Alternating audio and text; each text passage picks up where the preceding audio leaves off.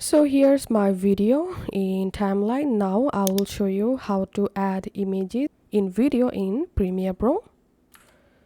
Press Ctrl I, or you can click on File and click on Import.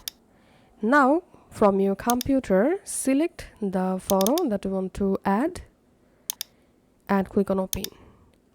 And the photo will be added in your project window. Now from the project window, drag and drop the photo in your timeline, and here you can see the photo added. If you want, you can resize your photo layer, and to resize your photo, select the photo layer and double click on the photo.